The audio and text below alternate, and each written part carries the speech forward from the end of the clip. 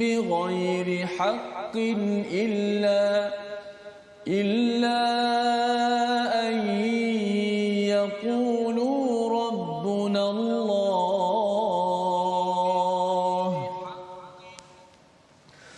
ولولا دفع الله الناس بعضهم ببعض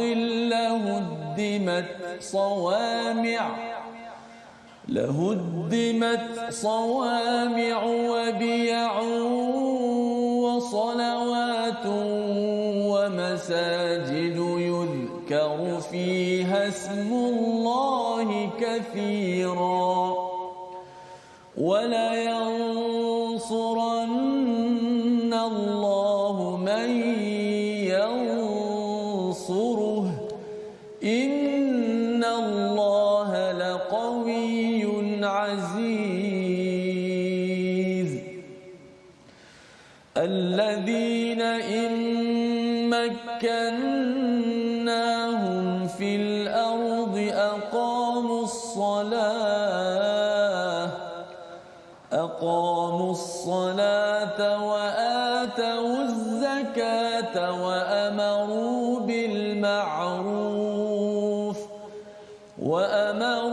بالمعروف ونهوا عن المنكر ولله عاقبة الأمور. صدق الله. Surah Al-Azim, gitulah bacaan daripada ayat 39 hingga 41 sebentar tadi daripada surah Al-Hajj. Alhamdulillah kita sudah membacanya Ustaz ya. Kita akan melihat ya kepada satu transisi sebenarnya. Kalau semalam kita melihat kepada beberapa ayat berkaitan dengan haji ya, tentang bagaimana seruan untuk latihan antarabangsa kepada umat Islam setiap tahun ya, setiap tahun. Mungkin tahun lepas terhad Ustaz ya, tetapi tahun ini kita doakan pada tahun-tahun yang akan datang kita dibekalkan dengan haji yang memenuhi kepada apakah semangat yang disampaikan dalam surah Al-Hajj. Pada ayat 39 kali ini Allah bawakan udzina lil ladzina yuqataluna bi annahum zulimu. Diizinkan berperang bagi orang-orang yang diperangi kerana sesungguhnya mereka dizalimi dan sesungguhnya Allah Maha berkuasa menolong mereka itu. Jadi Allah memberikan perkataan di sini udzina ini yang perlu kita beri perhatian. Apa maksud udzina? Diizinkan.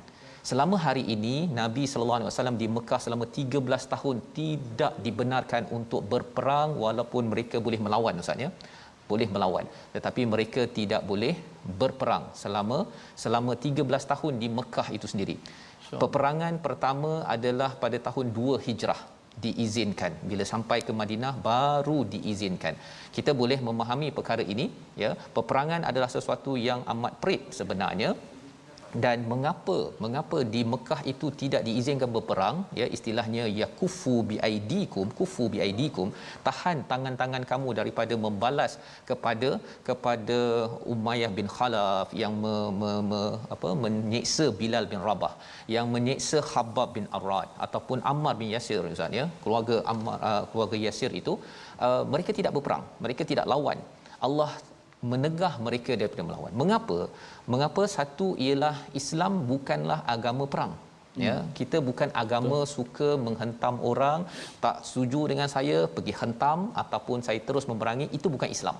Islam adalah agama yang menaikkan nama Allah dan 13 tahun itu mesej yang disampaikan adalah untuk kembali pada Allah, tegur kepada orang-orang di Mekah itu jangan bunuh anak perempuan pasal mereka merasakan anak perempuan ini sebagai tidak bertuah Ustaz ya, ataupun apa lagi orang yang menipu, orang yang menekan orang miskin, itu yang ditegur kerana bila adilnya ya, memperjuangkan keadilan di Mekah itu adalah perjuangan menuju kepada Allah Subhanahu Wa Taala. Jadi mereka tidak agresif.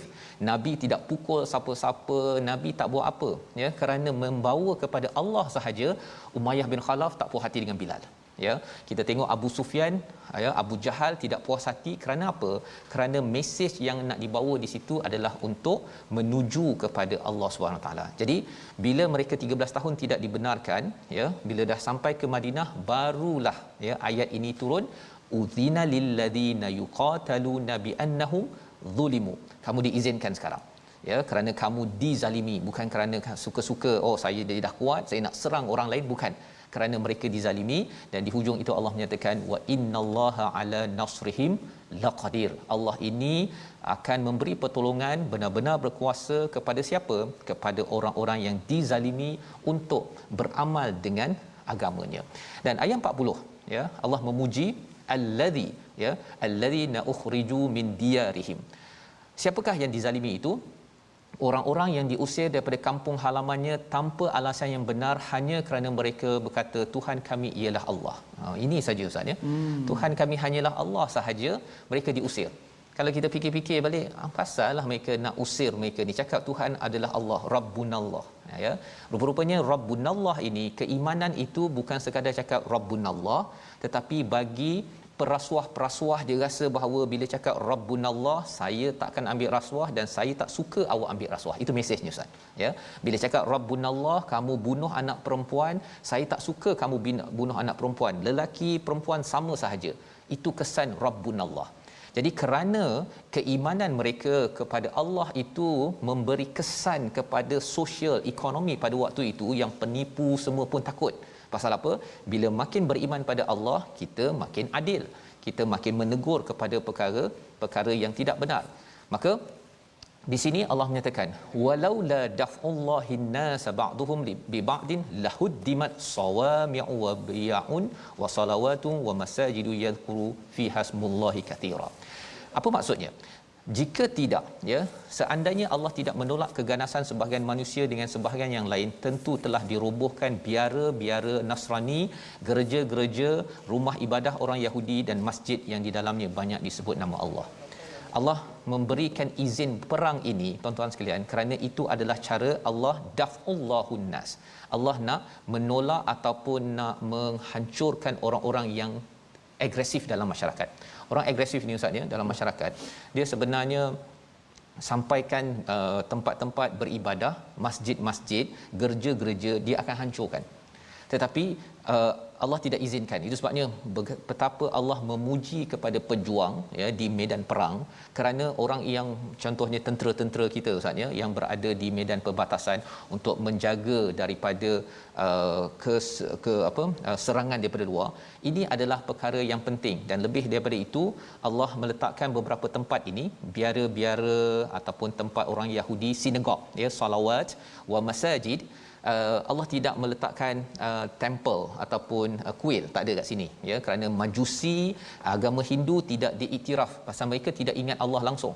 Yang ingat Allah, ada perkataan Allah, ialah orang Kristian, orang Yahudi dan juga masajid, iaitu masjid tempat orang Islam beribadah kepada Allah. Jadi tempat-tempat ibadah, ya, adalah tempat yang dijaga oleh orang-orang Islam.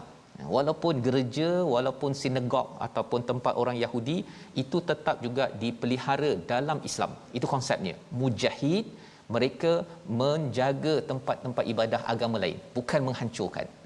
Ya, ini perkara yang akan mengejutkan ramai orang. Pasal ada yang kata Ustaz, ya, orang Islam ni dia benci semua agama. Dia akan hancurkan segala-galanya. Itu bukan Islam. Itu adalah kefahaman terorisme ataupun kefahaman yang salah yang bukan berasaskan kepada Islam. Dan di hujung itu Allah menyatakan innallaha laqawiyyun aziz. Allah ini amat kuat dan Allah ini maha perkasa. Kalau ada yang kata bahawa kita ni lemah, ya, kita ni tak ada peralatan Ustaz, ya, untuk berperang, untuk berjuang, sebenarnya yang kuatnya adalah Allah, bukannya kita. Ya, tentera Badar 313 melawan 1000 orang, tapi yang menangnya adalah tentera Badar.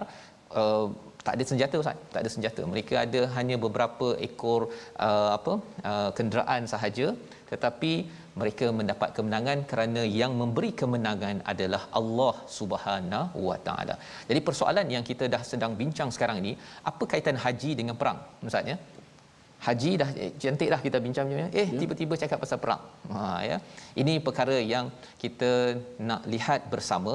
Rupa-rupanya sebenarnya haji yang ingin Nabi tunaikan pada ketika daripada Madinah ke Mekah itu terhalang. Mengapa terhalang? Di Hudaibiyah itu dihalang oleh orang musyrik kerana mereka ini dulu dah menzalimi, kali ini mereka masih lagi ingin menzalimi kepada orang Islam untuk menunaikan ibadah mereka.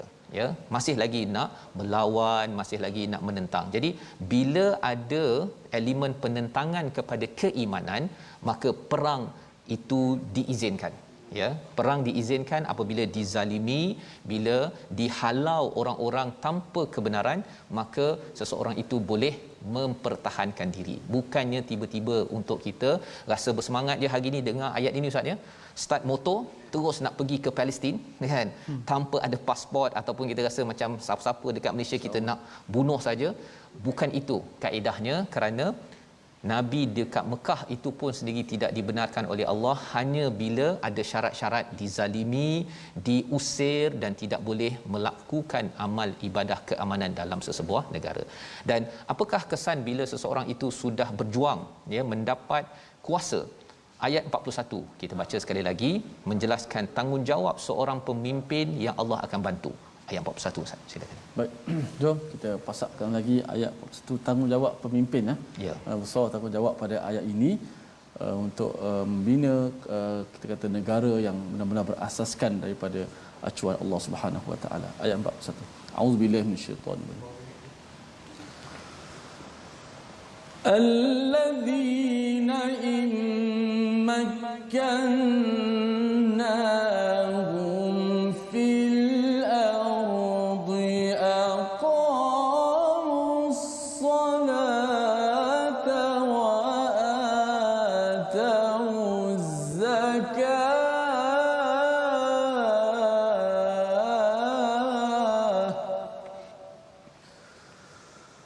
أقاموا الصلاة وآتوا الزكاة وأمروا بالمعروف ونهوا عن المنكر ولله عاقبة الأمور. صدق الله العظيم. Iaitu orang-orang yang jika kami beri kedudukan di bumi, mereka mendirikan solat, menunaikan zakat dan menyuruh membuat yang makruf dan mencegah daripada yang mungkar, dan kepada Allah lah kembali segala urusan. Ayat ini macam agak tergantung sikit Ustaz ya. Tiba-tiba dia ada perkataan alladzina ya immakannahum fil ard ya. Cara kita memahami ayat ini dia lebih kurang macam dalam hidup kita lah Ustaz ya. Bila kita cakap, pelajar yang memang belajar bersungguh-sungguh, dapat exam 100%, setiap ujian kuis dapat A. Macam tu ya. Dia tak ada penghujung Ustaz ya ayat tu. Kerana apa? Kerana si cikgu itu amat memuji pelajar begitu. Tetapi dalam masa yang sama mungkin pelajar itu juga ada pelajar yang cikgu cakap, saya ni ada pelajar tu yang exam pun dia tak buat habis, bukan sekadar homework tak buat habis. Dia Exam tak jawab. sampai situ je cara bercakapnya. Kerana apa? Kerana cikgu itu amat kecewa dengan si pelajar tersebut. Ada satu yang dipuji, satu yang yang dirasakan kecewa. Dalam ayat yang ke-41 ini Allah merasa amat kagum kepada siapa? Apabila mereka itu diberikan kuasa ya di atas muka bumi ini, apa mereka buat? Mereka yang pertama aqamus salah. Mereka pastikan bahawa negeri, negara ataupun organisasi yang ada mendirikan solat. Dia tak rasa macam solat masing-masing ya, masing-masinglah kamu pandai-pandailah solat ya, meeting ya, kita yang penting pandai-pandailah kamu nak solat ke tak solat, yang penting meeting kita bawa duit betul-betul. Ya, selain daripada itu ialah zakat ya, menunaikan zakat. Pasal zakat ini adalah keprihatinan sosial untuk kita suka menolong orang lain, dan perkara ini adalah tanggungjawab seorang pemimpin yang diberi kuasa.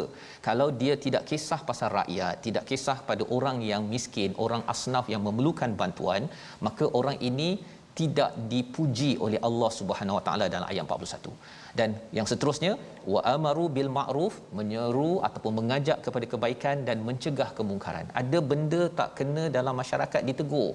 Bukan pemimpin itu sendiri yang membuat mungkar ataupun dia menghalang perkara-perkara kebaikan.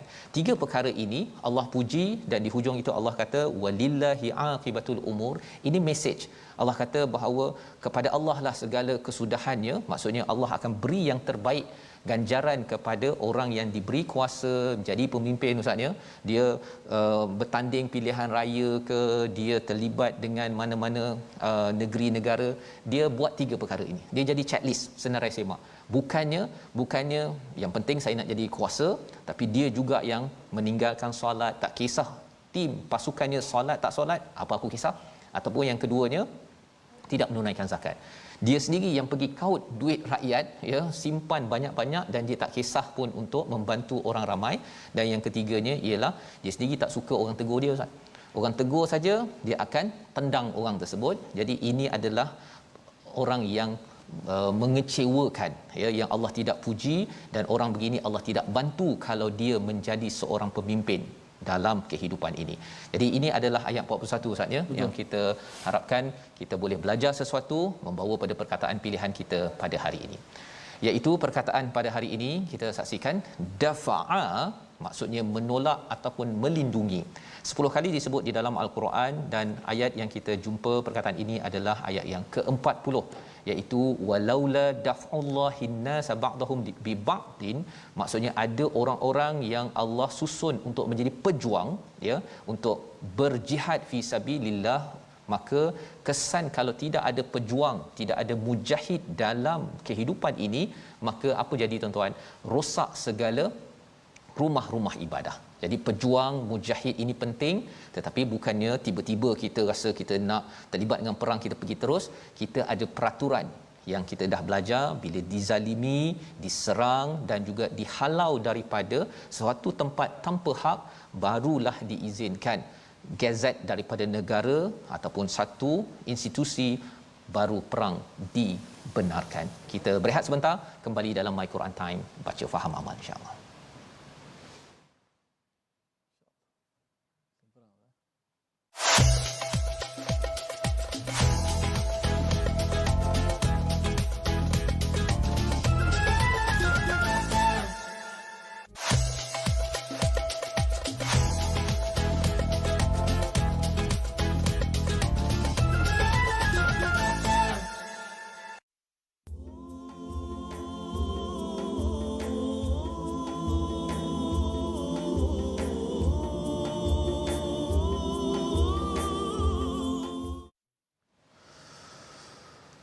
الذين إن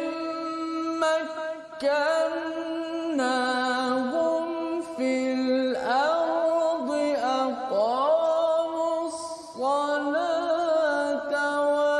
وآتوا الزكاة وأمروا بالمعروف ونهوا عن المنكر ولله عاقبة الأمور.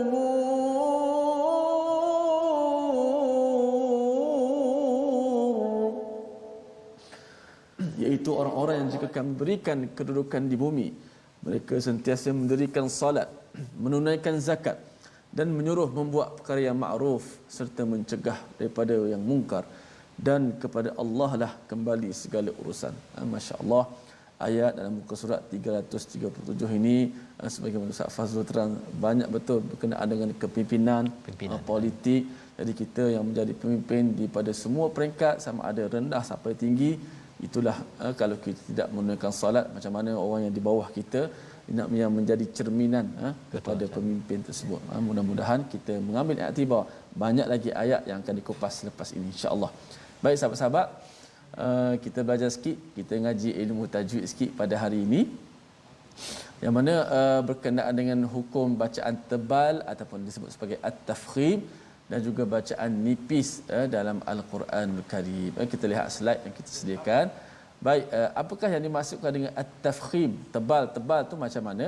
Kita kena faham definisi, kerana bila kita faham definisi dia, sekaligus kita tahu cara kita nak melaksanakan dia. Baik, at-tafkhim maksud dia terangkat irtifa'u aqsal lisan, terangkat pangkal lidah ketika menyebut hurufnya.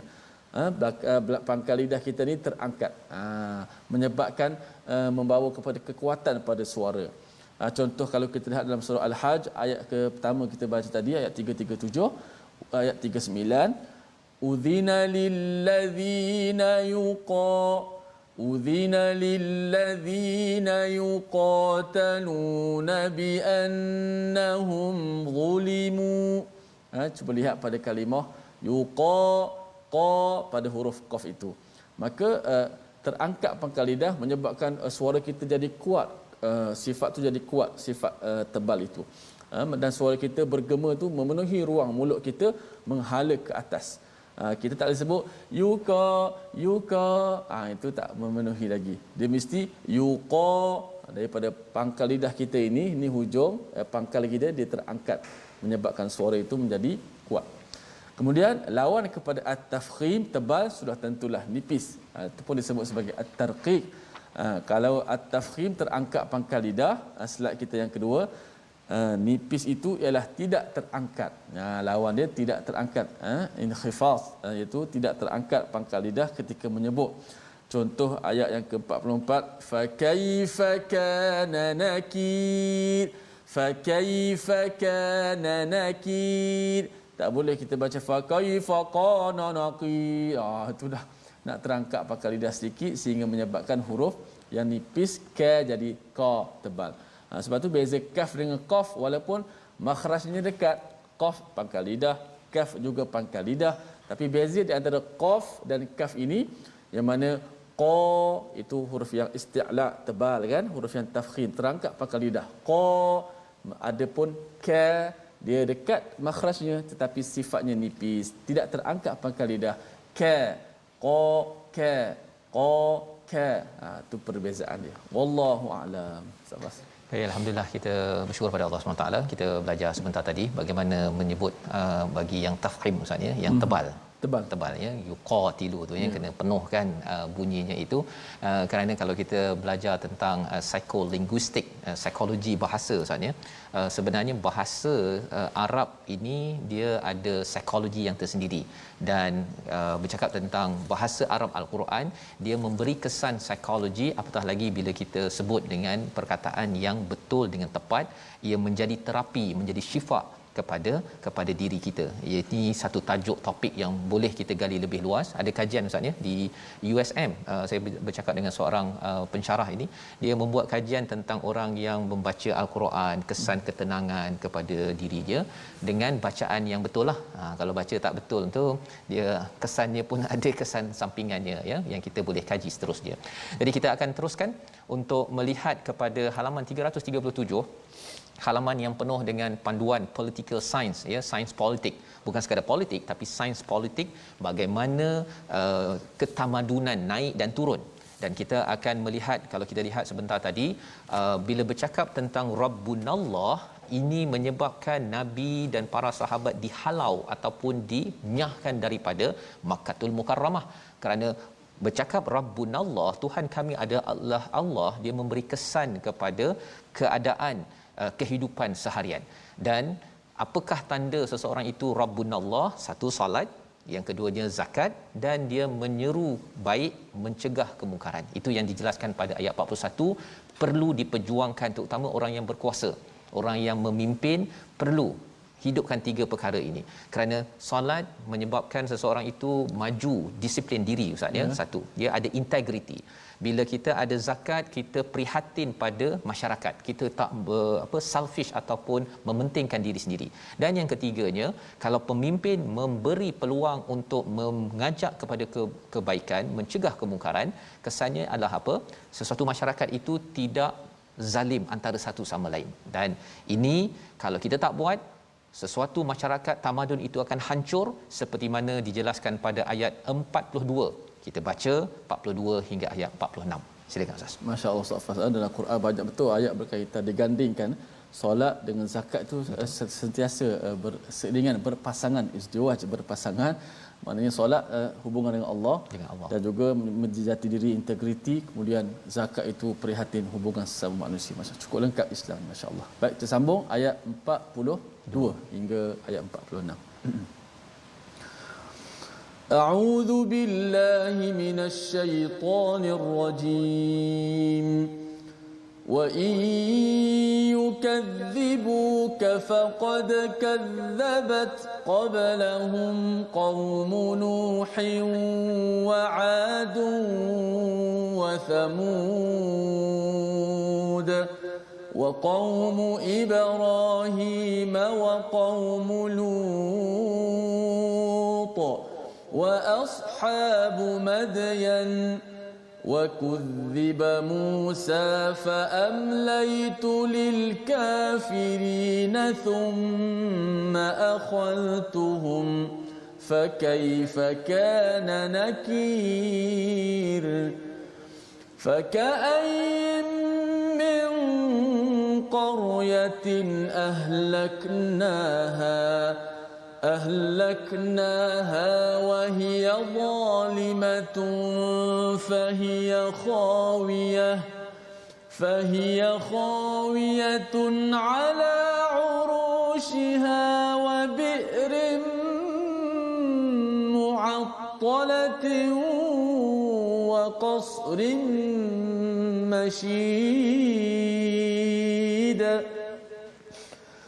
أفلم يسيروا في الأرض فتكون لهم قلوب يعقلون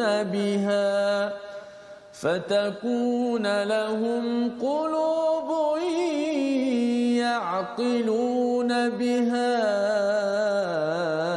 أو آذان يسمعون بها فإنها لا تعمى الأبصار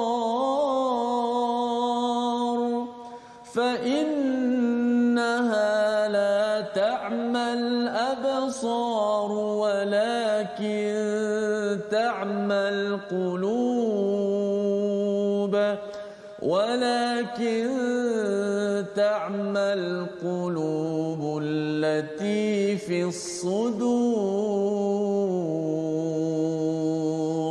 Sadaqallahu Surah Al-Azim, gitulah bacaan daripada ayat yang ke-42. Ya, kita akan melihat kepada bagaimana orang-orang yang diberikan peluang, diberikan nikmat daripada Allah Subhanahu Wa Taala daripada kaum-kaum sebelum ini, sejarah yang akhirnya mereka itu hancur, Ustaz ya. Mereka tidak menjadi tamadun yang hebat. Awalnya mereka adalah tamadun yang hebat. Ya, seperti kaum Nabi Nuh, kemudian Ad, Thamud, Nabi kaum Ibrahim dan kaum Lut, ya, pada ayat 43. Kemudian disambung lagi ayat 44, Ashabu Madian. Ashabu Madian ini, mereka ini adalah orang-orang bisnes yang hebat, Ustaz ya. Tetapi kerana tidak melakukan tiga perkara tadi, ya. Maksudnya Allah menegur kepada bukan sekadar pemimpin. Awalnya pemimpin, tapi sebenarnya pemimpin itu asalnya adalah rakyat yang akhirnya jadi pemimpin, kan. Kita pilih orang sesama kita je, kita pilih, lepas tu dia jadi pemimpin. Dan siapa yang naik? Kalau orang yang rakyatnya ini tidak solat, maka yang naik juga tidak solat. Orang yang rakyatnya tidak bayar zakat, selalu tak bayar zakat, selalu tipu dekat pejabat, kan, satu kertas dengan rasuah RM2, RM10, inilah juga kalau ramai sangat di kalangan masyarakat buat begitu, inilah yang akan naik jadi pemimpin. Yang kita pilih macam mana pun terkena orang yang rasuah juga. Pasal apa? Pasal rakyat dah memang biasa dengan tidak ada mindset untuk memberi, tetapi suka menerima. Kalau suka memberi itu namanya zakat ataupun sedekah, tetapi kalau orang yang suka menerima, kalau boleh saya nak hadiah, dan kalau boleh saya nak dapat duit di bawah meja. Dan kalau katakan rakyat tidak suka, masyarakat tidak suka menegur, ya, kepada kemungkaran, ajak ke arah kebaikan, senyap-senyap jelah, masing-masing buat hal masing-masing. Ada Facebook, makan ada, yang penting jangan kacau tepi kain orang lah, lebih kurang begitu. Masyarakat yang penuh dengan budaya itu, akhirnya pemimpin yang naik juga adalah pemimpin yang nak jaga hati orang, bukannya untuk memperjuangkan keadilan. Maka apakah bukti dalam sejarah? Itulah kaum Nuh. Dia tak suka ditegur, ya, dia tidak ada integriti ataupun amanah pada waktu itu untuk beribadah ataupun mengaku hamba kepada Allah Subhanahu Wa Taala. Kaum Ad, ya, kaum Thamud, kaum Ibrahim ditegur, Ustaz ya. Pemimpin pada waktu itu ditegur, dia tak suka. Rupa-rupanya bukan sekadar pemimpin, pasal ada, kalau contohnya bisnes asnam itu sebenarnya penjual berhala-berhala itu boleh mewah kerana ada masyarakat yang nak beli. Kalau tak ada demand, tidak ada tuntutan daripada masyarakat, orang bisnes pun tak nak buat saatnya. Perkara ini ya, kaum Lut contohnya, masyarakat sudah biasa dengan budaya homoseksual pada waktu itu, LGBT. Jadi bila Nabi Lut tegur sahaja ya, membuat apa yang kita belajar dalam ayat 41 tersebut, mereka memulaukan Nabi Lut. Jadi kaum ini pilih-pilih macam mana pun, pemimpin yang naik pun LGBT. Kan, yang sokong, kalau dia tak buat pun dia sokong, dia tidak kisah, dia tak tahu bahawa kehancuran sedang melanda kepada sesuatu masyarakat. Maka ayat 44 Allah menyatakan wa ashabu Madian lambang kepada rosaknya ekonomi ya, menipu, rasuah. Wa kudziba Musa, siapa yang mendustakan Musa? Firaun, kepada lambang politik pada waktu itu yang amat rosak. Menteri-menterinya tukang kipas kepada Firaun, yang penting saya punya commission, saya punya projek. Ya. Ini pada waktu zaman Nabi Musa. Jadi Nabi Musa menegur kepada mereka dan Allah menyatakan apa? Fa amlaitu lil kafirin. Allah beri peluang, Allah beri tangguh kepada orang-orang kafir. Tetapi kalau orang-orang yang kufur dalam bab ekonomi, dalam bab politik apa sebagainya ni, dia tak ambil cakna ya, contohnya dia tak kisah ustaz ya. Dia ingat bahawa saya boleh bernafas, saya boleh tipu orang ini, saya boleh ambil rasuah, saya ingat bahawa saya selamat. Sebenarnya Allah cakap apa? Ini adalah fa'amlaitu lil kafirin. Dia macam kalau kita tengok anjing ke monyet ustaz ni, dia akan ada tali tu kan. Dia rasa bila dia letak tali panjang, dia boleh lari sampai satu masa tali tu terus jerat dia mati. Ya, ini yang Allah nyatakan fa'amlaitu lil kafirin thumma akhadtuhum, kemudian kami hukum mereka, timpakan azab. Fa kaifa kana nakir, bagaimana ya kamu melihat hukuman itu yang tak pernah kamu lihat sebelum ini. Jadi dalam kita berhadapan dengan COVID-19 ustaz ya, perkara ini lebih lagi kita nampak pada ayat 45. Kita baca sekali lagi ayat 45 agar kita dapat ambil pelajaran. Ini bukan sekadar sejarah zaman lampau. Allah boleh jadikan satu kawasan yang penuh dengan rakyat yang zalim, akhirnya dihancurkan, diterbalikkan ekonomi dan juga sistem kehidupannya. Ayat 45 kita baca bersama. Baik, jom kita pasakkan lagi, kita kunci ayat pada 45 ini pada ayat yang ke-45. Fa ka'ayyim min qaryatin ahlaknaha. A'udzubillahi minasyaitonir rajim. Fa ka'ayyim min qaryatin ahlaknaha wa hiya zalimatun fa hiya khawiyatun ala urushiha فهي خاوية على عروشها وبئر معطلة وقصر مشيد.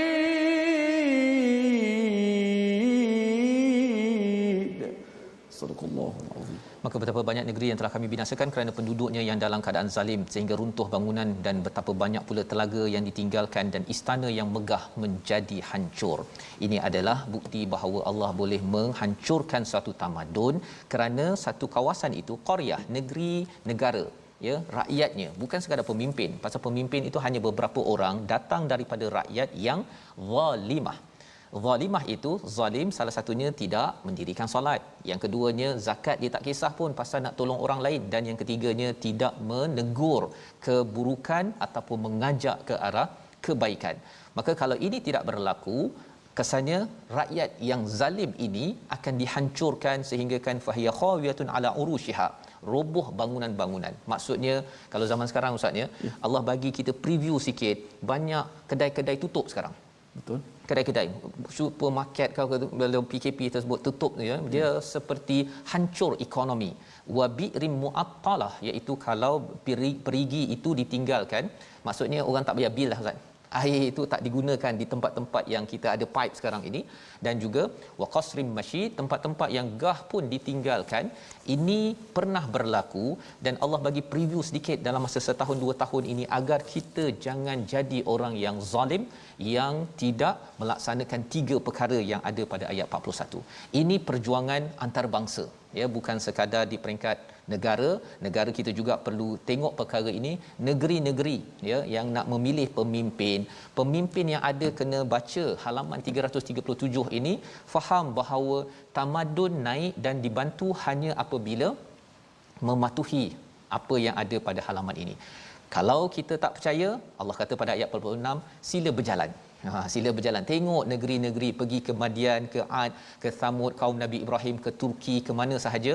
Ketika berjalan itu, gunakan hati untuk memahami perkara ini, kerana kadang-kadang kita mungkin jalan ambil gambar juga maksudnya. Tapi pastikan gambar yang kita ambil itu, kita boleh faham kekuasaan Allah, bagaimana tempat yang Allah beri itu adalah tempat yang diberkati ataupun telah pun di azab oleh Allah Subhanahu Wa Taala. Membawa kepada resolusi kita pada hari ini, kita saksikan. Yang pertama, kita berjuang untuk mempertahankan hak dan kebenaran, kerana itu adalah misi kehidupan kita. Quran adalah kitab perjuangan untuk mempertahankan hak manusia menuju Allah Subhanahu Wa Taala. Yang pertama. Yang kedua, berusaha mendapat pertolongan Allah dengan mendirikan solat, zakat dan amar makruf nahi mungkar. 3 perkara ini nampak ringkas, tetapi para pemimpin bagi masyarakat, pelajar-pelajar, cikgu-cikgu perlu tekankan 3 perkara ini agar masyarakat kita ini tidak hancur kerana masyarakat yang zalim kepada Allah, kepada sesama manusia. Yang ketiga, berjuang agar masyarakat tidak zalim kerana ia mengundang kesengsaraan yang dinyatakan pada ayat 45. Kita berdoa Allah pimpin kita bersama. Silakan. Bismillahirrahmanirrahim. Alhamdulillah wassalatu wassalamu ala Rasulillah wa ala alihi wa sahbihi ajma'in. Ya Allah, Tuhan kami, kurniakanlah kepada kami salat yang khusyuk ya Allah. Ya Allah, kurniakanlah kepada kami khusyuk dalam salat kami ya Allah. Ya Allah, beri kekuatan kepada kami untuk senantiasa kami sempurnakan solat-solat kami ya Allah. Terimakanlah akan solat kami ini ya Allah. Ya Allah, Tuhan kami, jauhkanlah kami daripada bisikan syaitan ya Allah. Selamatkanlah kami daripada gangguan syaitan ya Allah.